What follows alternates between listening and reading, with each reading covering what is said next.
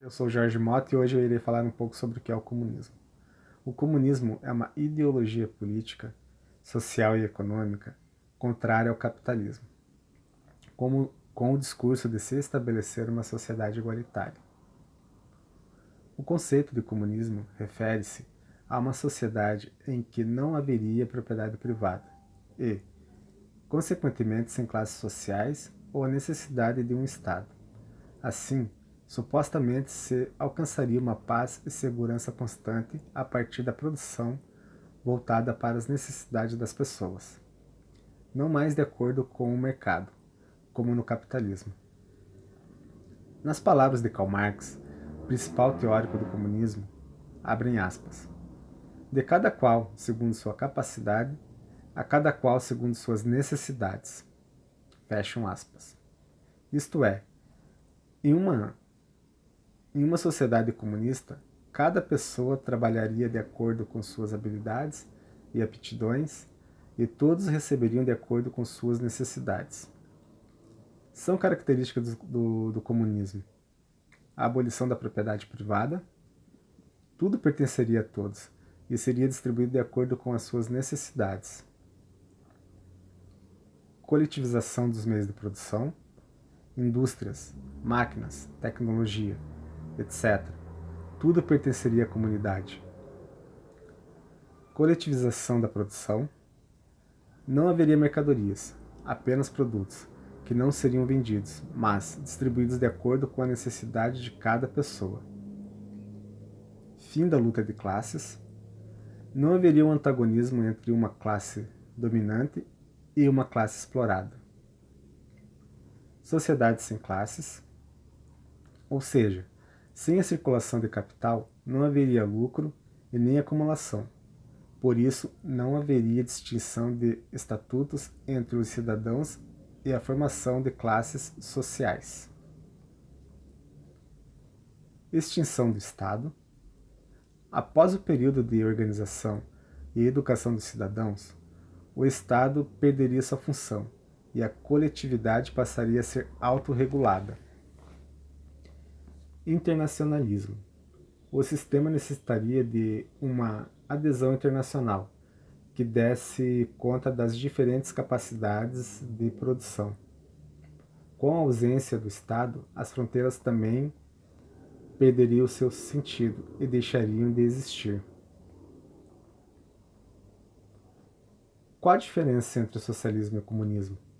O socialismo refere-se a uma estrutura na qual seriam sistematicamente abolidas as desigualdades responsáveis pela gênese dos problemas sociais, como a violência e a miséria.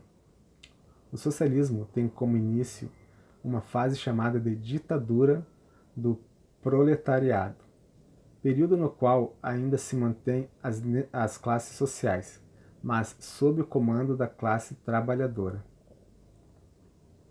Esse período teria como objetivo a adequação do povo a um novo sistema, sem propriedades e sem exploração.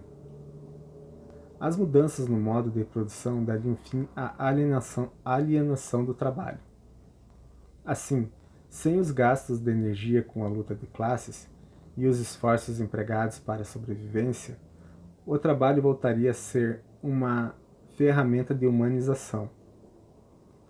Essas mudanças dos modos de produção dariam início a um período de extrema produção e fartura, suprindo as necessidades de todos.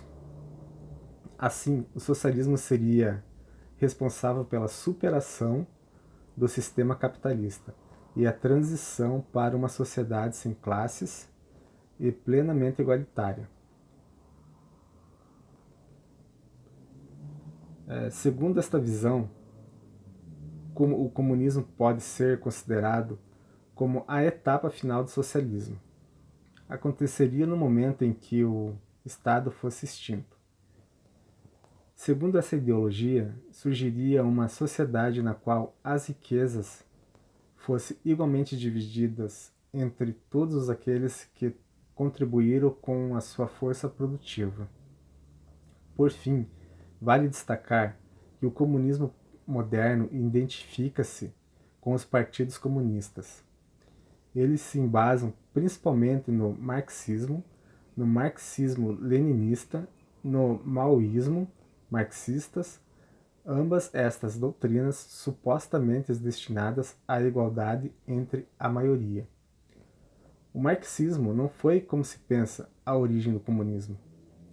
Outros autores anteriores buscaram pensar alternativas para uma sociedade mais justa e igualitária. O próprio Marx se orientou em parte pela experiência da Comuna de Paris, um governo proletário estabelecido na capital francesa em 1871. A Comuna de Paris foi o primeiro modelo de governo socialista da história. Platão, em seu texto A República, descreve uma sociedade em que as pessoas compartilhariam todos os seus bens e as crianças e a criação das crianças seriam de responsabilidade coletiva. Portanto, um sistema sem propriedade privada ou famílias. Veja o absurdo. No século XVI, com a ascensão da burguesia mercantil, outras críticas surgiram em relação aos valores medievais. Como exemplo, podemos citar a obra Utopia, do filósofo britânico Thomas More. Contudo, essa ideia ganha corpo como teoria com as críticas à propriedade privada durante o século XVIII. Com pensadores como Jean-Jacques Rousseau, contudo, como Karl Marx e Friedrich Engels, os fundadores do socialismo científico, que teremos as configurações modernas do comunismo, dentro do chamado espectro político-ideológico. Os comunistas, assim como os anarquistas, situam-se na extrema esquerda.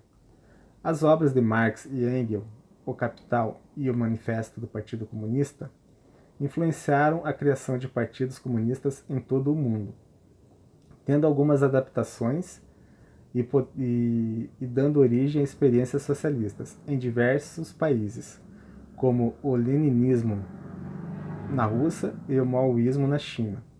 Apesar de nenhum país ter chegado à fase comunista ao longo do século XX, diversos países adotaram os chamados regimes comunistas.